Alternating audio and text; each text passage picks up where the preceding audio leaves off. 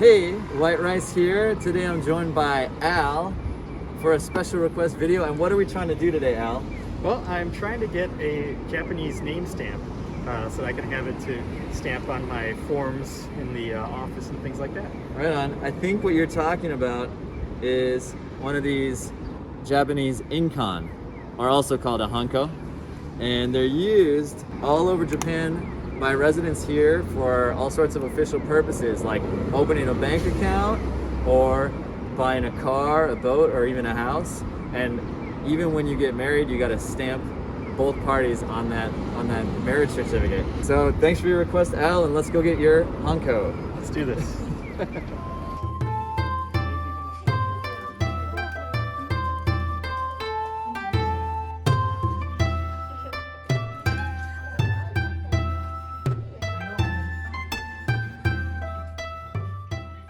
All right, Al, looks like you got your inkan ready to go. I do. So I guess I can sell you my car now. Perfect. I can't wait. Let's see what that would look like. All right, here we go. Dip that in the ink. And sign. Okay. Something.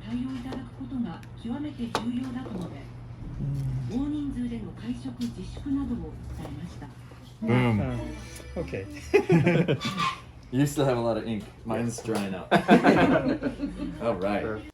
So before you run out the door to grab your souvenir, you're going to want to learn the words inkan or hanko, which I put in the description of this video in Japanese. That way you can copy them into Google Maps or however you're going to go find the shop near you. Then you're going to want to decide if your name is going to be in kanji or in katakana like Al and I did.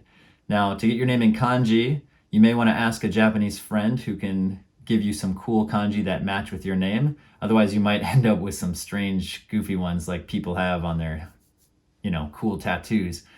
Or you can use some of the resources in the description and links to how to make your name into katakana. And last but not least, you'll want to decide your budget. So the hanko that Al and I got were about $30 to $40, and that varies based on the length of your name. But they also range all the way up to several $100s if you have your name in kanji and it's a very elaborate, difficult symbol, or if you choose a stone model of the inkan or hanko. I want to thank Al one more time for requesting this video. Anybody watching who has a request, feel free to shoot me a message and I'll get out there and answer your questions. And thanks again to Ide Inshoudou here in Sasebo, Japan. I'll list their address in the description of the video. They're very kind and willing to let us make the video in their shop, and they are working on an English catalog to help out all of us Americans and foreigners living here in Sasebo. So be sure to check them out if you're going to get your inkan made right here in Sasebo. Thanks for watching, and I'll see you next time.